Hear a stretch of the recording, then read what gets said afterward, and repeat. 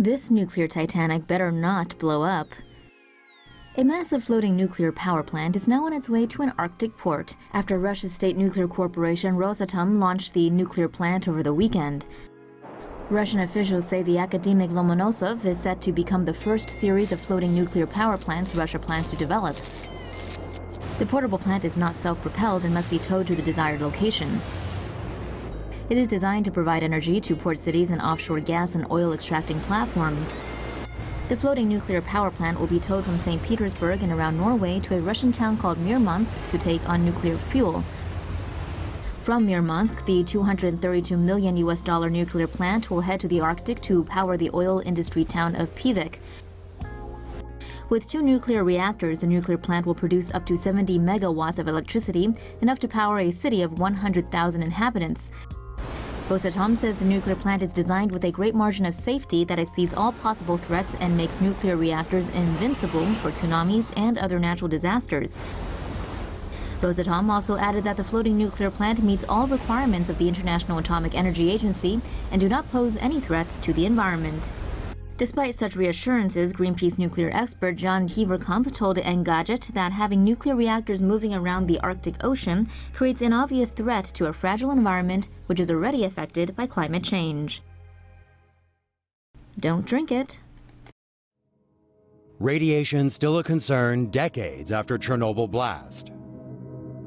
30 years ago today, an explosion tore through a reactor at the Chernobyl nuclear power plant in Pripyat, Ukraine.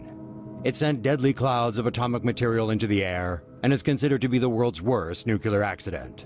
Months after the Chernobyl blast in 1986, a concrete sarcophagus was built over Reactor 4 to contain the radioactive material inside. Years later, radiation is still present. Recent findings show milk from nearby farms contain a radioactive isotope 10 times higher than the allowed limit. The sarcophagus has since deteriorated, and engineers are currently building a giant stainless steel arch, more than 350 feet high and 500 feet long, to replace it. Called the New Safe Confinement, the 36,000-ton structure will be wheeled in place upon completion in 2017, effectively sealing the sarcophagus. Giant hover cranes in the arch will then disassemble and clean up the exploded reactor contained inside. More than 40 countries donated funding for the arch, which is expected to prevent further leaks for the next 100 years. Washington, we have a problem. A nuclear-free Korea is on the agenda for the upcoming Kim-Trump playdate. In the meantime, the North's apparently just gonna test a new reactor while they still can. A newly finished nuclear reactor in North Korea's Yongbyon complex has reportedly come online after satellite images show its smokestack releasing emissions. The North claims the reactor is meant to produce electricity for civilians, since it has the potential to create enough megawatts to power a small town. Experts point out that the nuclear reactor can also be used to create 20 kilograms of plutonium a year to power its nuclear weapons.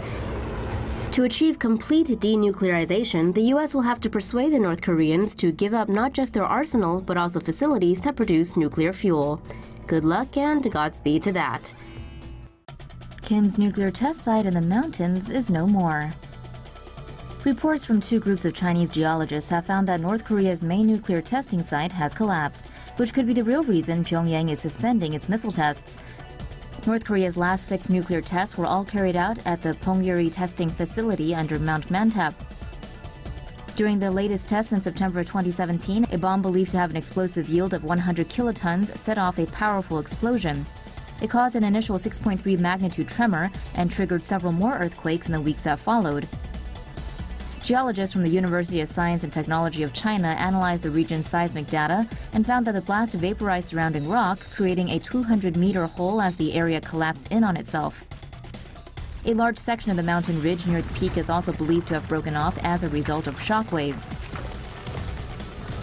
Researchers from the Jilin Earthquake Agency reported similar findings and added that the collapse created a chimney which could leak radioactive fallout into the air. Both studies concluded the testing site to be unstable and unusable. The area is located close to the Chinese border, but while authorities say no increase in radioactivity levels have been detected, they will continue monitoring the surrounding region. Russia goes full Bond villain. A leaked Pentagon document says Russia is working on an underwater drone nuke. The autonomous underwater vehicle, dubbed Canyon by the US, was conceived to target coastal areas. Russia reportedly refers to it as Ocean Multipurpose System Status 6. The warhead measures 5.5 feet wide and is 79 feet long. According to Popular Mechanics, it has a range of 6,200 miles and can dive to over 3,000 feet and travel at 100 knots. The device can also wield the 100 megaton nuclear payload and reportedly contains the radioactive isotope cobalt-60. That means an area struck by it would be dangerously radioactive to humans for around a century.